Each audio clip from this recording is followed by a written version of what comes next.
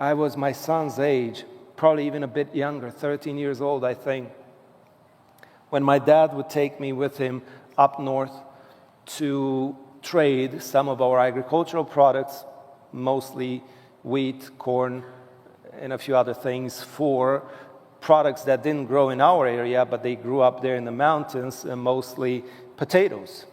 And that area in the mountains was mostly populated by a Hungarian minority of Romania. Now, we didn't have racism the way it's here in America, but we had that nationalism, nonsense nationalism.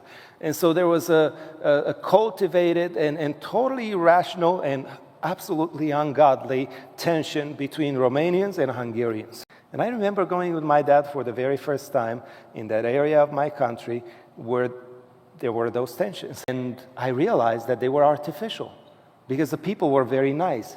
They didn't speak Romanian, we didn't speak Hungarian, but somehow we were able to transact with each other, we were able to do business together.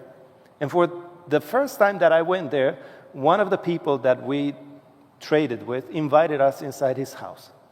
And he brought some cups to give us a hot drink. It was in the middle of the winter, it was so hot, so cold outside, we could barely feel our extremities. And I look in the cup, and it appeared to be coffee. Now, we didn't drink coffee, mostly because we couldn't afford coffee.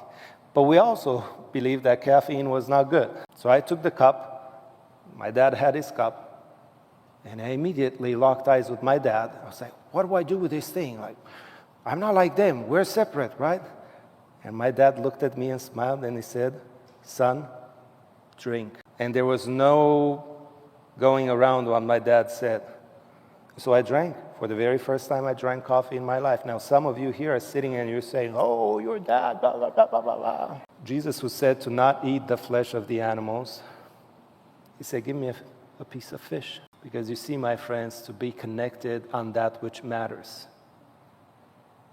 is a whole lot more important to be separated in the things that don't matter. And we Adventists have a long road to repair that brokenness in our theology.